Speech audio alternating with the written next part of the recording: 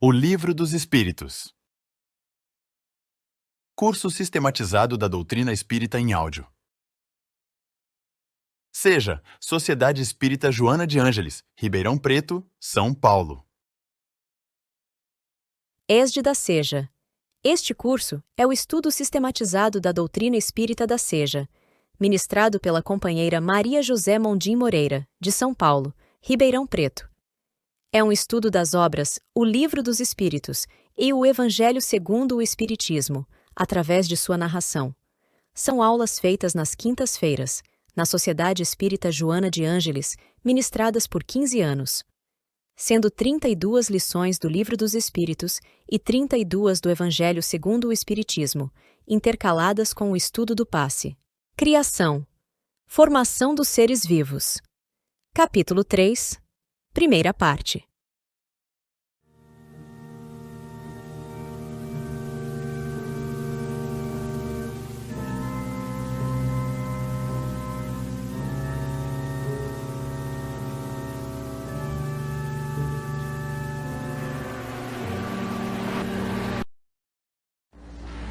Boa noite a todos.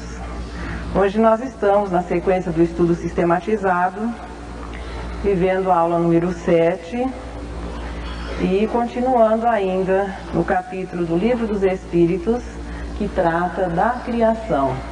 É o capítulo 3º da primeira parte, onde em 23 parágrafos nós iremos conhecer, veja, a visão espírita desse assunto, que não difere até agora daquilo que a ciência vem nos oferecendo como explicações a respeito da formação do universo, da formação dos mundos e hoje do surgimento das espécies dos seres vivos.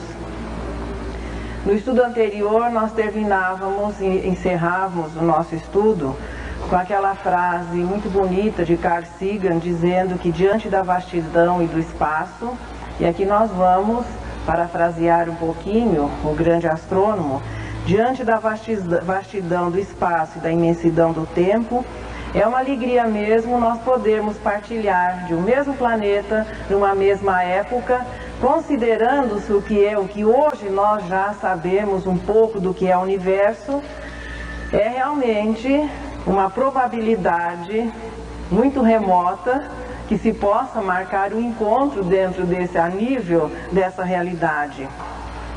Diante da possível existência das 999 milhões de outras galáxias, segundo o cálculo de Joana de Ângeles, a nossa completaria, claro, 100 milhões. Dentro da nossa, possivelmente 100 bilhões de sóis, e porque cada um não poderia ter uma família planetária, nós nos encontrarmos nesse planeta, estarmos aqui partilhando esse mesmo momento, é alguma coisa muito bonita a ser até comemorada.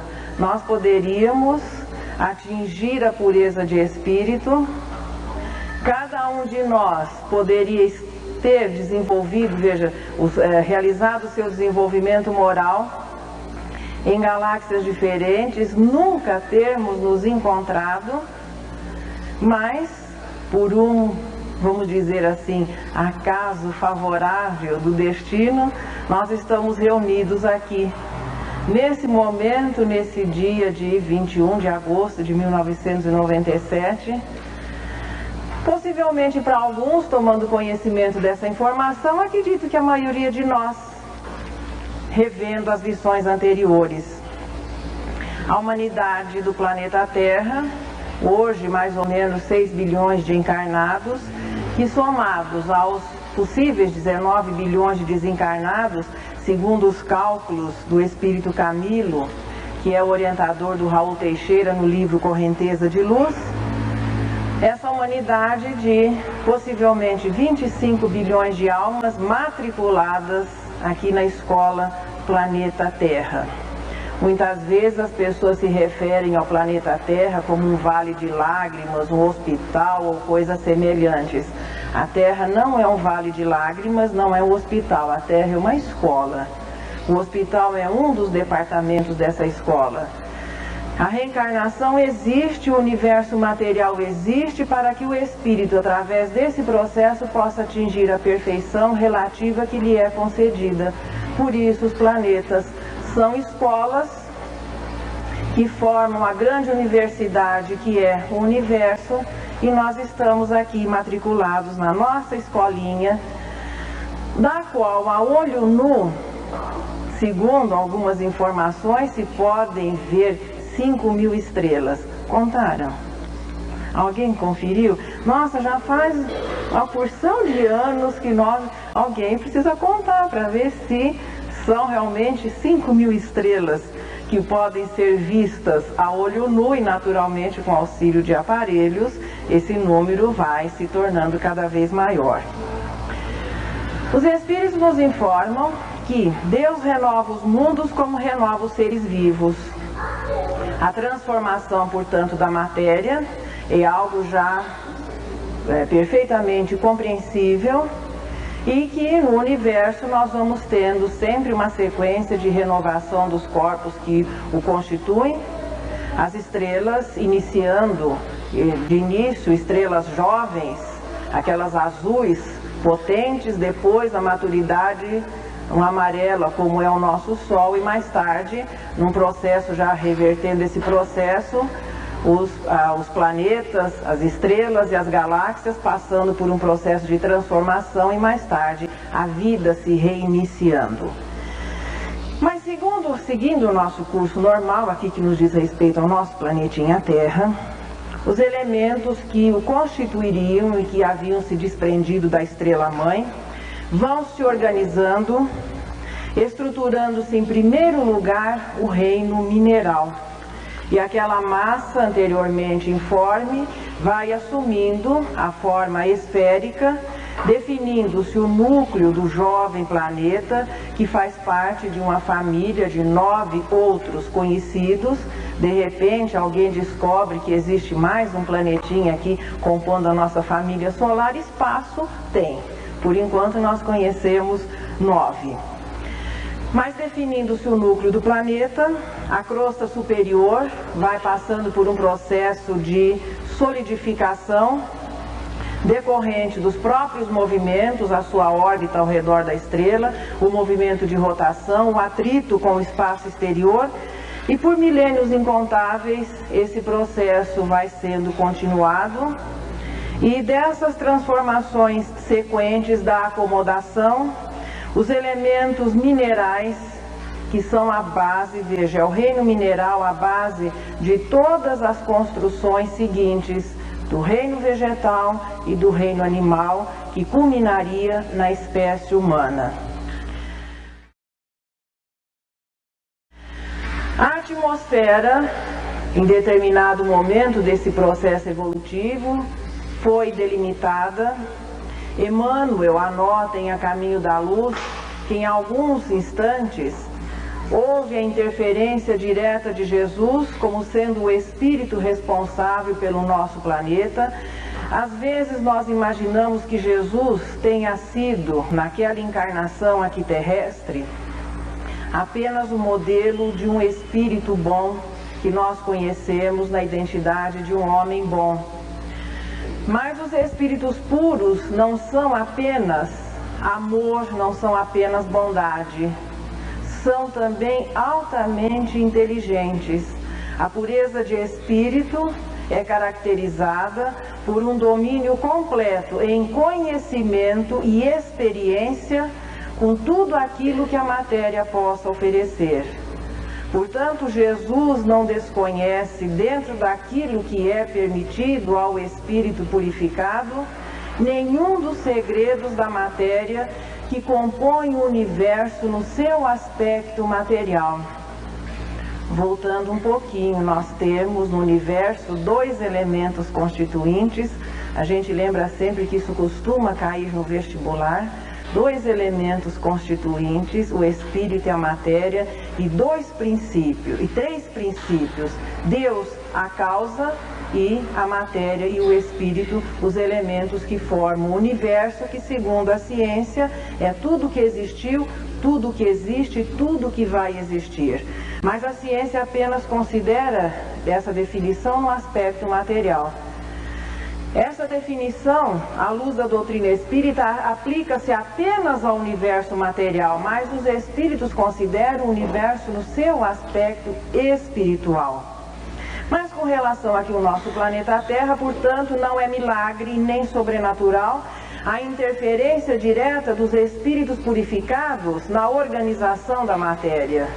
Através do pensamento, eles atuam e Jesus participou de uma maneira decisiva na delimitação da atmosfera, que também é uma das camadas compostas por elementos minerais apenas que no estado gasoso. A superfície vai se resfriando e quando nós colocamos dessa maneira parece muito simples e rápido, né? Parece aqueles desenhos em que a velocidade, as imagens vão se transformando, dando origem a outras rapidamente, mas aqui bilhões de anos foram necessários para que hoje o planeta se apresentasse da maneira como ele é. Segundo a ciência, de 5 a 10 bilhões de anos.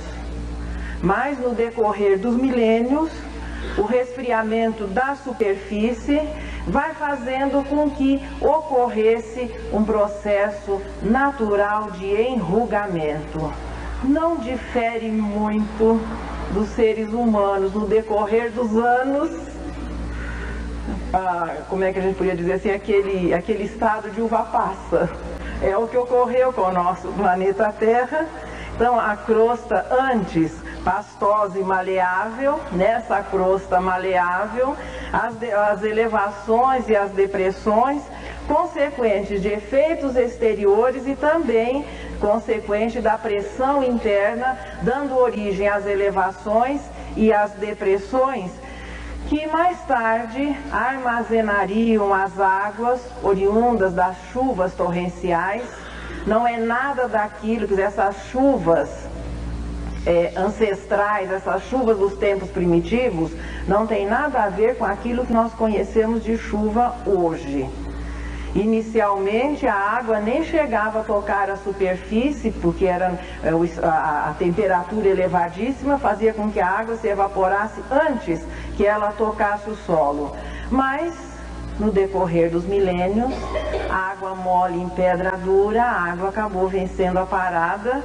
No processo de resfriamento, foi se acomodando nas depressões e no decorrer dos tempos, chega um momento em que, de muito quentes, fervendo realmente, o resfriamento vai permitindo que esses oceanos fossem conseguindo alcançar uma temperatura amena, morna, favorável ao surgimento daquilo que nós conceituamos como vida. Então, formando-se os seres vivos em primeiro lugar, iniciando-se o processo dessa formação, em primeiro lugar, nos leitos tépidos, mornos dos oceanos primitivos.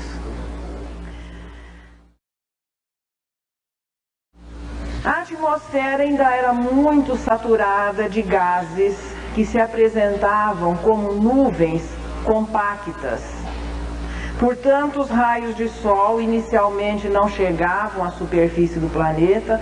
Posteriormente, à medida que a atmosfera ia se tornando um pouco mais limpa, os raios solares começaram a chegar até as camadas superiores do planeta. E chega um instante, sempre existem momentos importantes, decisivos na vida das pessoas e no processamento dos fenômenos naturais. O que existia já estruturado era o reino mineral, através do que? Da organização dos átomos formando as moléculas e essas começando a formar as substâncias. Até então, os únicos seres que compunham a natureza. Veja, nós não nos enganamos quando chamamos de seres. Os espíritos, no livro dos espíritos, chamam os elementos minerais de seres inorgânicos. e aos vegetais e animais de seres orgânicos. Não que nos primeiros exista aquele que seria o nosso conceito de vida, a vitalidade, definindo um ciclo, mas os espíritos os chamaram também de seres. Portanto, eram os seres inorgânicos, os representantes do mundo mineral, que compunham o então, podemos dizer assim, aparentemente desolado cenário terrestre. Porque no nosso conceito de beleza, o mundo em formação possivelmente não nos cause nenhuma emoção, mas sim nós o encaremos até com receio. Quer dizer, as convulsões naturais, vulcões e erupções, terremotos, chuvas intensas, tudo isso para nós pareceria o quê? Desastres, pareceria situações assim trágicas, difíceis, mas beleza é uma questão de ponto de vista. Existia, portanto, a beleza mais relativa a essa fase de evolução do jovem planeta. Mas chega um momento muito importante que, pela acomodação de todos esses elementos, as águas se tornando mornas, tépidas, favoráveis, as leis divinas presidindo aos fenômenos, chega um momento em que aquelas moléculas, até então minerais, tornaram-se os primeiros exemplares de moléculas vitais. É o momento em que o princípio vital, que se individualiza e se particulariza como fluido vital, conseguiu, podemos dizer assim, ser atraído por essas moléculas primitivas e nos oceanos tépidos, mornos, agradáveis, eles se tornaram os primeiros criadouros naturais dessas moléculas vitais, ancestrais dos reinos que a partir daí começariam o seu processo de evolução. Os reinos minerais e vegetais, onde a vitalidade, a vida delimitada entre nascimento e morte, começaria a ficar bem caracterizada. Mais tarde, essa experiência, veja, aquilo que a natureza levou milhões de anos a realizar, seria repetida em laboratório, mas vejam que coisa fantástica, em apenas uma semana. Em 1953, o então estudante Stanley Miller tenta inicialmente repetir em laboratório o milagre da criação. E são colocados numa cúpula de vidro os elementos que eles imaginavam compusessem o cenário terrestre à época do surgimento da vida. As primeiras experiências não deram certo, porque eles colocaram o oxigênio. E a essa altura, veja, no ambiente terrestre, àquela altura, ele não existia em estado de vapor, em estado assim gasoso, apenas no estado de vapor. Repetindo-se a experiência, colocaram vapor d'água, amônia, metano, hidrogênio e com descargas elétricas, que na natureza terrestre, a eletricidade natural eram fartas à época desse início, conseguiu-se depois de sete dias que moléculas vitais passassem a existir dentro daquele ambiente isolado do laboratório.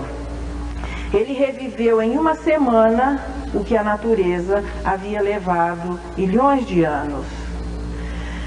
A transformação das moléculas inorgânicas em primitivos seres orgânicos, que seriam a base dos futuros reinos vegetal e animal. A ciência coloca como acaso. A ciência coloca como acaso. Então chegou um momento em que a natureza terrestre conseguiu, através de circunstâncias especiais, veja, uma coincidência de fatos, permitiram, quer dizer, a luz no ponto certo, os raios solares exatamente, tudo muito favorável para que essas moléculas começassem a realizar funções. Veja que seria bem mais fácil compreender-se. Veja, o homem descobre daqui para lá o que está acontecendo, mas a atuação divina através das leis e das forças é no sentido inverso. Então nós encontramos o cenário pronto e à medida que a nossa inteligência foi se desenvolvendo, conseguimos ir descobrindo as leis que presidem a esses fenômenos. Leis que refletem o pensamento divino transformado em força é a vontade, e a vontade que vai se refletir nas leis que presidem a todos os fenômenos. Circunstâncias favoráveis ou leis precisas e objetivas que foram direcionando todos os acontecimentos e os elementos, de modo que aquilo que havia sido previamente estabelecido começasse a ocorrer no momento certo, em que as circunstâncias para a realização de cada fenômeno fossem favoráveis. No momento em que a massa que formaria o planeta Terra se desprende da estrela-mãe, segundo Emmanuel em A Caminho da Luz, Jesus é o Espírito que assume a direção e a liderança desse planeta. Possivelmente, acredito que seja a doutrina espírita que melhor esclarece ou melhor apresenta Jesus, não como Filho único de Deus e alguém diferenciado no universo, mas como do infinito número de espíritos puros que deve existir. E no caso, muito importante para nós, porque é aquele que veio assumir a direção e a responsabilidade pelo programa de instrução dessa humanidadezinha aí de possivelmente 25 bilhões de almas.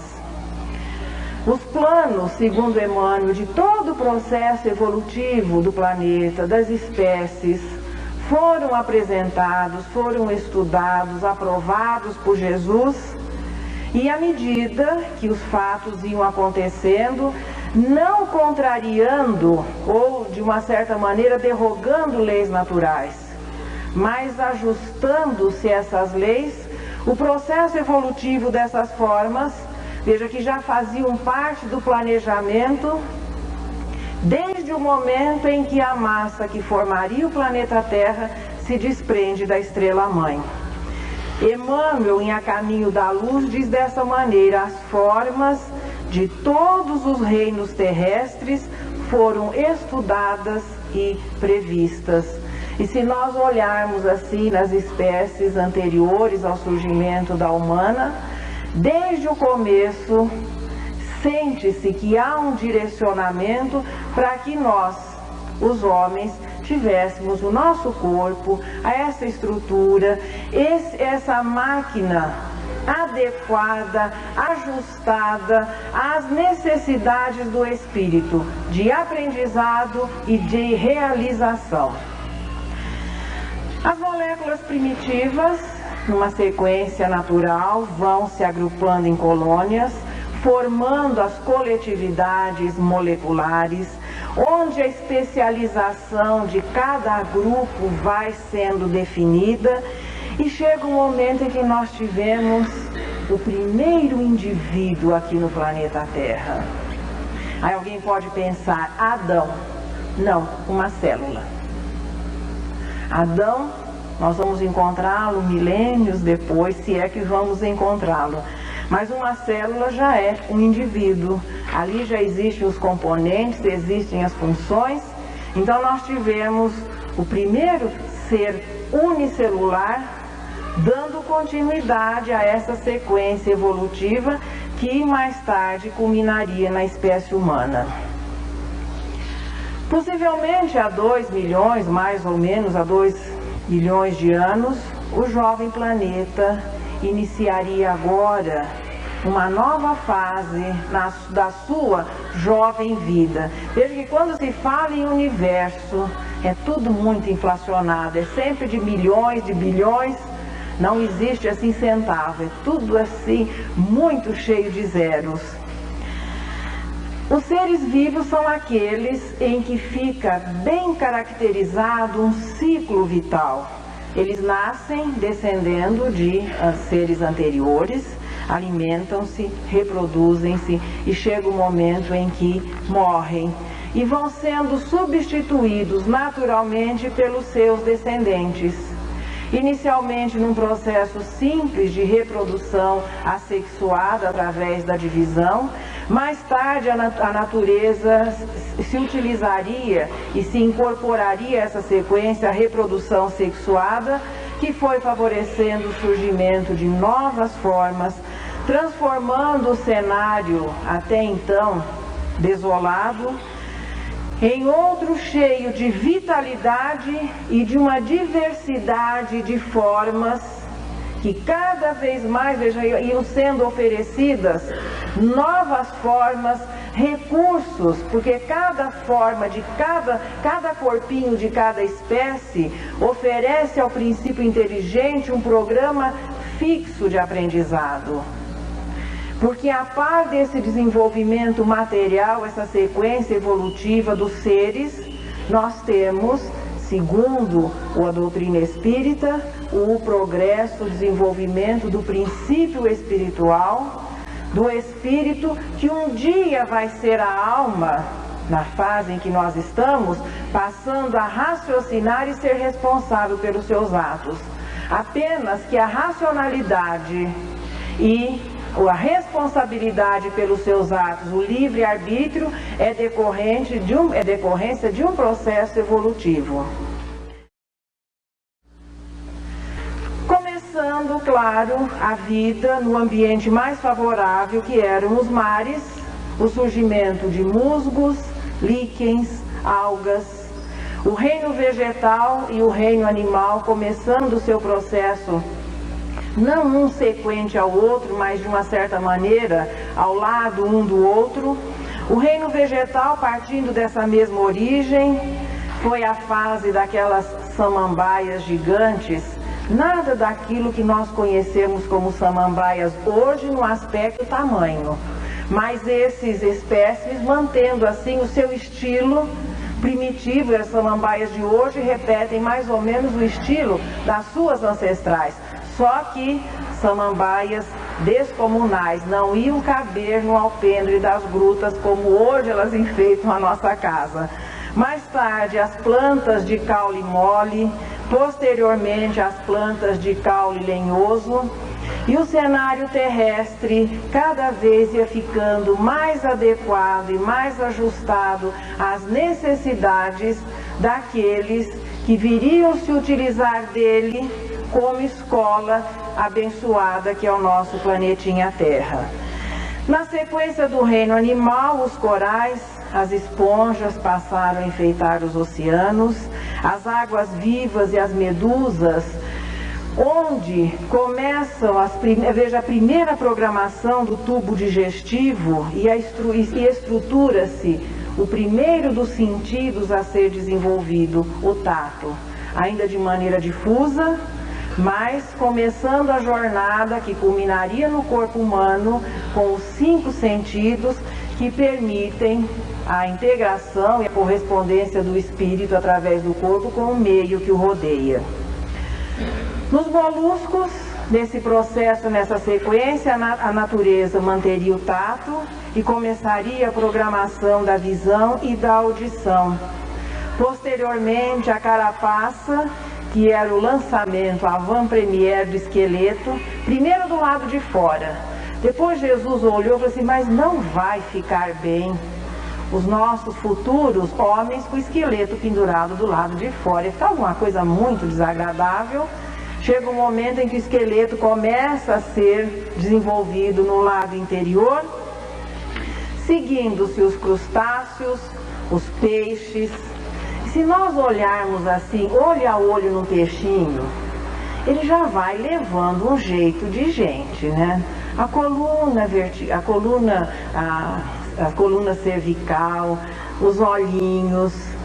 Veja que já tem aquele jeitinho, seria um futuro. É mesmo aqueles Fordinhos assim antigos e os possantes carros do momento. Então já alguma coisa já vai se tornando familiar. Depois os anfíbios, que começam a experiência de viver fora d'água, Os répteis, os pássaros, a par desse processo de desenvolvimento dos insetos, às vezes a gente se pergunta, para que é que servem os insetos? Não é apenas para que os fabricantes de produtos possam ganhar a vida, mas nos insetos, o princípio inteligente ensaia a mobilidade e podemos considerar que os insetos são ainda os guardiões das florestas. É mais fácil enfrentar uma onça do que muitas vezes os insetos que têm impedido que a devastação seja maior. Então, os insetos onde o princípio inteligente vai ganhando assim a facilidade de movimentação. Veja que tudo existe, em todos os corpinhos que existem na natureza, todos eles são úteis nessa rede que é a própria natureza. Nós, que por não compreendermos direito ainda, vamos destruindo, lesando e formando verdadeiros rombos, esquecidos que a espécie humana também é um dos pontinhos dessa rede. Veja que se desaparecessem, se a espécie humana desaparecesse hoje do cenário terrestre, olhe, em pouco tempo os vegetais iriam tomando conta das cidades, desaparecendo com as nossas construções sob o seu manto verde, e os animais ficariam felizes da vida. Se eles desaparecessem, nós não sobreviveríamos. Parece que hoje está havendo um nível de consciência que se chama ecologia, que é a valorização, o respeito. Só que a visão humana da ecologia é a seguinte: é preservar porque nós seremos prejudicados.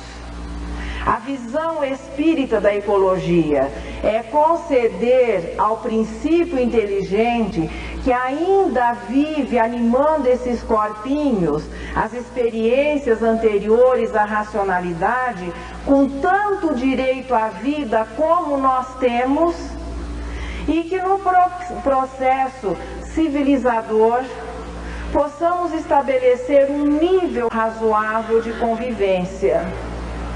Nós temos direito de viver aqui no planeta Terra, mas os seres que formam o cenário do planeta Terra também têm esse direito. E o mínimo que nós podemos fazer é procurar atrapalhar menos, respeitar, porque nesses corpinhos que ainda formam a natureza terrestre, existe um princípio inteligente que um dia vai ser o espírito, exatamente como nós já o somos. Não que estes se humanizarão aqui no planeta Terra. Eles terão a sua oportunidade, possivelmente, em outros pontos do universo. Mas essa fase que eles vivem hoje, nós também já vivemos. Possivelmente, se não no planeta Terra, em outros lugares. Porque o que as espécies, o desenvolvimento das espécies oferecem é um plano de desenvolvimento intelectual para o princípio inteligente, para que um dia ele possa, depois desse treinamento, emitir o seu pensamento de maneira contínua, e isso caracteriza o raciocínio. A partir daí, é na espécie humana que ele vai encarnar. A partir daí, à medida que vai se tornando mais experiente, vai sendo mais responsável pelos seus atos. Por isso, é a espécie humana que está conseguindo compreender, não que estes se humanizarão aqui no planeta Terra. Eles terão a sua oportunidade, possivelmente, em outros pontos do universo. Mas essa fase que eles vivem hoje, nós também já vivemos. Possivelmente, se não no planeta Terra, em outros lugares. Porque o que as espécies, o desenvolvimento das espécies oferecem é um plano de desenvolvimento intelectual para o princípio inteligente, para que um dia ele possa, depois desse treinamento, emitir o seu pensamento de maneira contínua, e isso caracteriza o raciocínio. A partir daí, é na espécie humana que ele vai encarnar. A partir daí, à medida que vai se tornando mais experiente, vai sendo mais responsável pelos seus atos. Por isso, isso, é a espécie humana que está conseguindo compreender o mecanismo da vida e principalmente o espírita, que além do mecanismo da vida no seu aspecto material, compreende o mecanismo da vida num sentido amplo.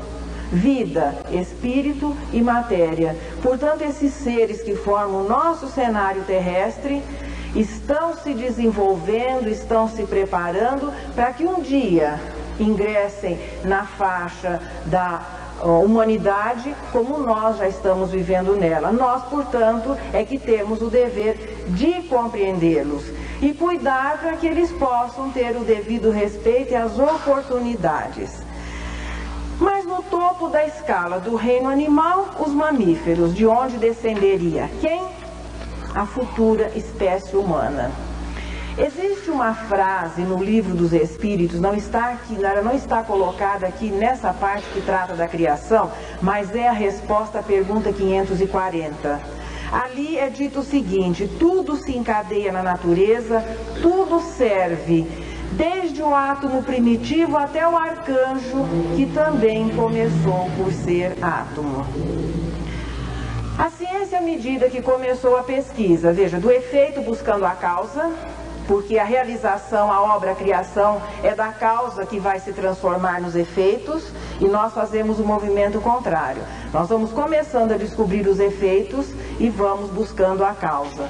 Mas a ciência dividiu a história do planeta Terra em 5 grandes períodos. A pré-história, que vai desde o início e durou 3 bilhões e 500 milhões de anos. O período primário, cuja duração é de 375 milhões. O período secundário, 175 milhões. O período terciário, 74 milhões. E o período quaternário, que é este que nós estamos vivendo agora, apenas 1 milhãozinho só. Bem mais baratinho, bem menor. Os mamíferos que dariam origem ao homem terrestre teriam surgido ao final do período terciário. Então, das modificações, veja sempre o processo de seleção natural, o processo que vai modificando, corrigindo algumas coisas em função desse direcionamento. Um quadrúmano sem cauda, que recebeu o nome de antropóide, veja, é um ensaio daquilo que seria a espécie humana. Anthropos é a raiz grega que significa homem.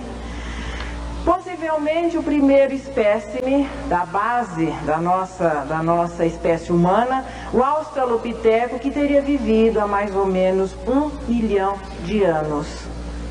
Desse australopiteco descenderia o parantropo, que era um espécime baixinho e que, não sei por que, resolveu ser vegetariano e acabou se extinguindo. Quem sobreviveu foi o Pithecanthropus, inicialmente o Pithecanthropus primitivo, possivelmente há 600 mil anos, e mais tarde daria origem ao Pithecanthropus erectus, mais ou menos 300 milhões de anos, este já denunciando assim um desenvolvimento muito grande se comparado aos seus ancestrais, utilizando-se de instrumentos feitos com pedra lascada, vivendo em família e morando nas cavernas. A sociedade, o consumismo começa a partir daí. Porque já vivendo na caverna, tinha que decorar, arrumar roupinha, as peles, começa a moda e o processo civilizador lentamente vai começando. Fomos desenvolvendo o gosto pelo ter. Não sei se havia especulação imobiliária de caverna, mas em todo caso, a espécie humana sempre interesseira e querendo as coisas para si, naturalmente buscando sempre o que é melhor e o próprio progresso oferecendo as soluções para os problemas.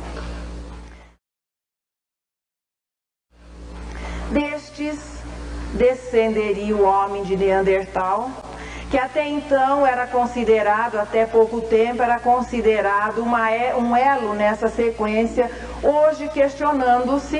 Então na fita anterior está dito que era um elo na sequência, direcionando-se a partir daí a sequência da espécie humana. Este deve ter vivido há mais ou menos uns 110 mil anos.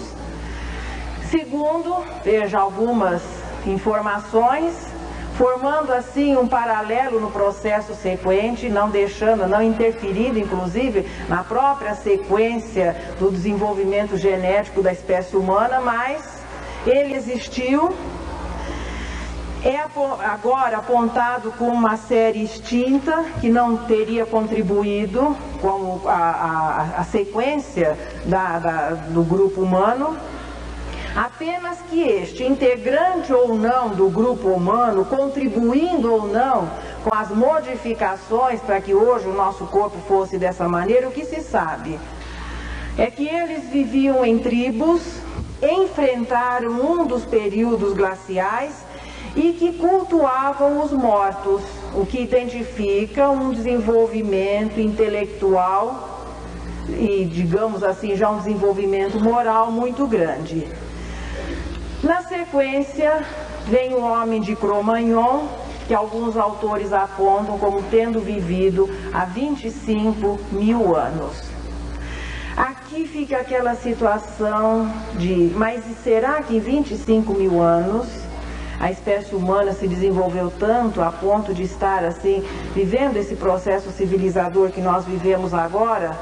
Ou existem erros nessa sequência, nessa classificação? Se nós nos lembrarmos da afirmação de Leon Denis, lá no livro Depois da Morte, apoiando-se em observações de um astrônomo hindu chamado Shiro Yushidanto, então ele não faz essa afirmação partindo assim de um achismo ou de uma opinião pessoal, que a cultura do povo ária teve seu início há 60 mil anos.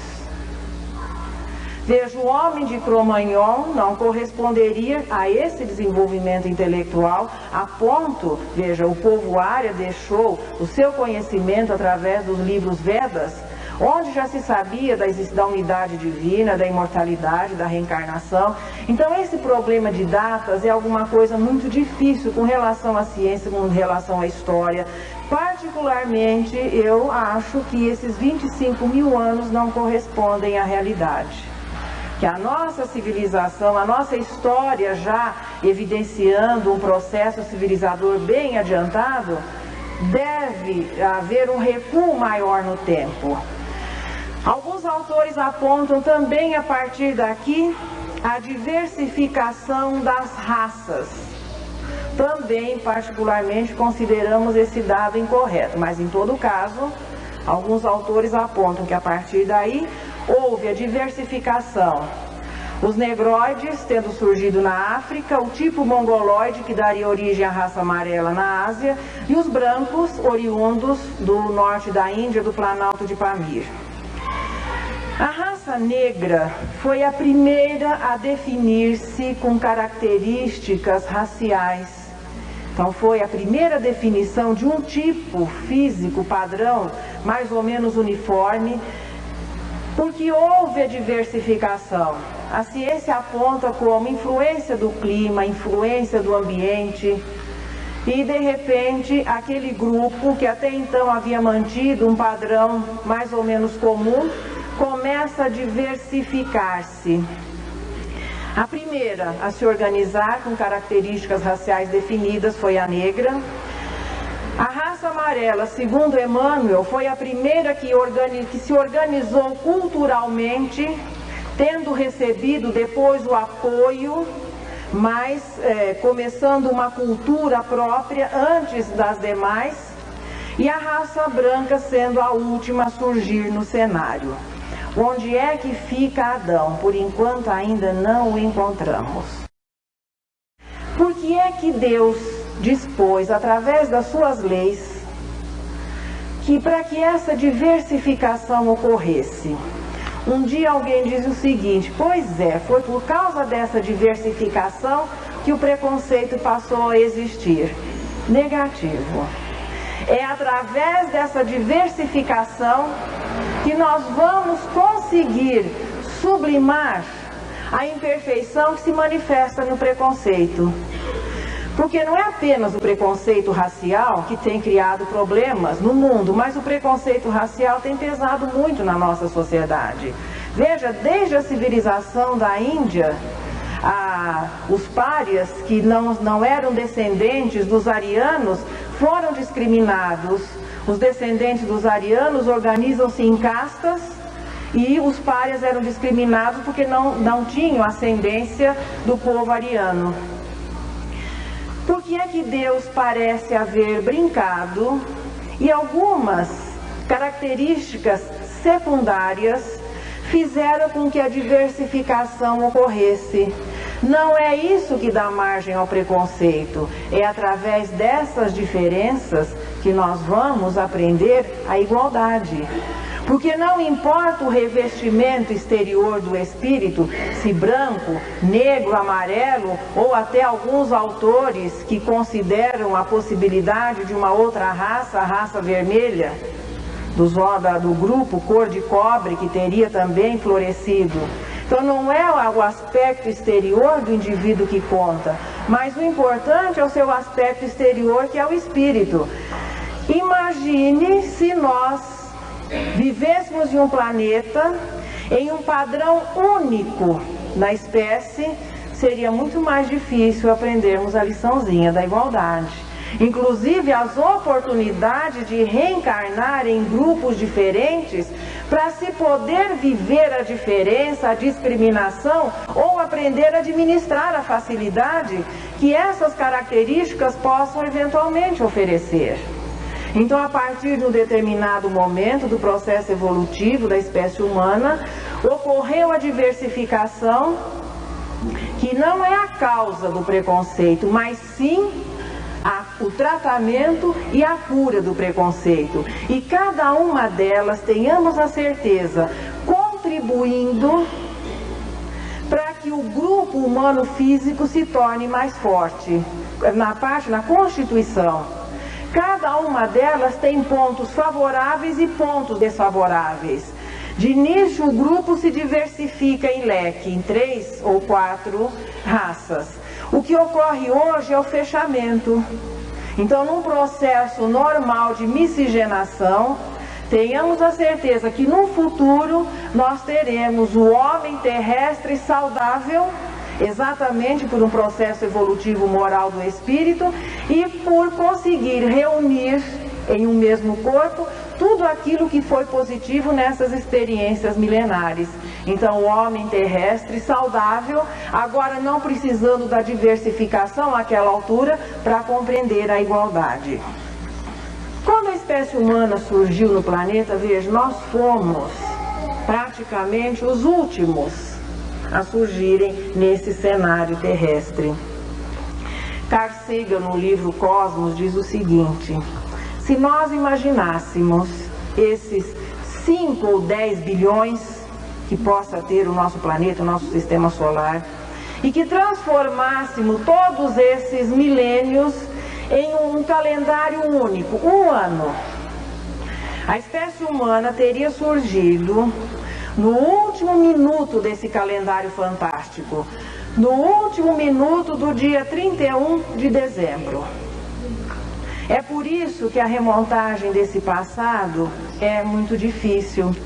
André Luiz fala no livro Evolução em Dois Mundos que das algas ao raciocínio, o princípio inteligente teria levado 1 bilhão e 150 milhões de anos, vivendo todas as experiências que os corpinhos de cada espécie puderam oferecer nessa sequência. Até que chega um momento, como é que nós desenvolvemos a nossa inteligência nesses reinos mais simples da natureza? Pela batalha de viver, procurando ser o mais forte, vencendo as dificuldades, sobrevivendo os mais fortes, transmitindo as características genéticas para que a espécie pudesse se manter. Então, na batalha pela vida, nós fomos desenvolvendo a nossa capacidade mental até que chegou um momento, depois desse 1 bilhão e 150 milhões de algas, André Luiz não considerou o reino mineral, vivendo e lutando e batalhando, nós conseguimos passar a emitir o nosso pensamento de maneira contínua. Até ali, direcionados e protegidos pelos instintos. Veja, o princípio inteligente é limitado à natureza de cada corpinho que anime, mas pelo acumular dessas experiências, iniciando nas primeiras expressões da espécie humana, começando o início do livre-arbítrio, podendo optar, podendo escolher, e à medida que vai vivendo, repetindo-se o processo reencarnatório, conseguindo optar e escolher em melhores condições, pelo conhecimento das leis, e a partir daí cada vez mais responsáveis pelos seus próprios atos. Cada corpinho, veja, aí alguém poderia perguntar, mas como ficaria, porque as mudanças que poderiam ocorrer? Existem espécies que no decorrer dos milênios, elas mantêm sempre aquele mesmo comportamento, a mesma natureza. É o programa, veja, os alunos vão passando e a classe e o programa são mantidos. Nós temos hoje aqui no planeta Terra, convivemos ainda com os reinos mais simples da natureza, princípios inteligentes ali realizam a sua evolução e nós hoje convivemos com eles nesse processo, realizando agora a nossa evolução no aspecto moral. E onde está Adão? Na próxima semana, prometido. Na próxima semana, sabe, Adão até concedeu a entrevista exclusiva, mas o Oswaldo não deu tempo de editar.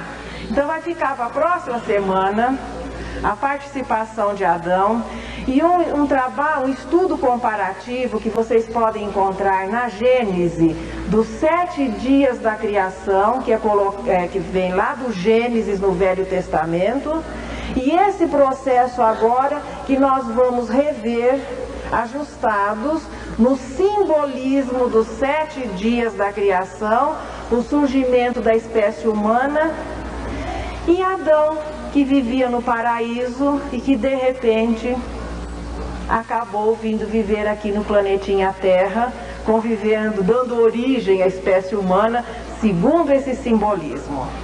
Então não é que o Gênesis esteja errado, mas é que é preciso se compreender o espírito e não nos apegarmos ao pé da letra. O que nós vamos ver é que o homem realmente é formado do pó da terra, mas não que Deus seja escultor de areia.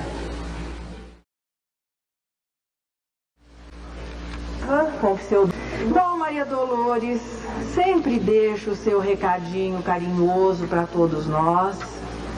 E hoje ela nos fala da esperança. Escuta, coração. Quando a mágoa te aflija e a incompreensão te exursa, implacável e rija, jamais te des aos gritos da exaustão.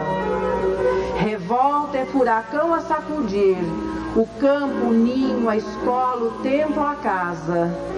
E tudo danifica ou tudo arrasa quando vem a surgir. Quando pranto, amarfanha os olhos teus, não mostres tuas lágrimas benditas. Aprende a recolher no campo em que transitas os ensinos de Deus. Tudo na terra é santa aspiração. Serenamente a planta aguarda o fruto amigo. E o próprio fruto anseia estar contigo para a vitória humilde de ser pão. Nasce a fonte cantando a borbulhar. De início é um fio pobre de água mansa, mas porque espera, serve e não descansa, desce ao bojo do rio e acha a glória do mar. O charco espera a mão do lavrador, e um dia plasma em lodo, lama e estrume, um jarro gigantesco de perfume a enfeitar-se de flor. Nota que a porcelana aprimorada foi o barro que aceitou a disciplina. A pérola mais fina veio na dor da ostra torturada. O violino que atende e se consome para dar melodia, apoio e desempenho, não passava de um lenho na floresta sem nome. Detente, coração, pensando nisso. No mundo, o que há de belo, grande e santo é persistência e esforço, canto a canto, da esperança e serviço. Empenha-te a servir, aprender, construir, tolerar. Lembra que o próprio Deus, no mais alto conceito, em tudo é sempre o amor puro e perfeito, porque nunca se cansa de esperar.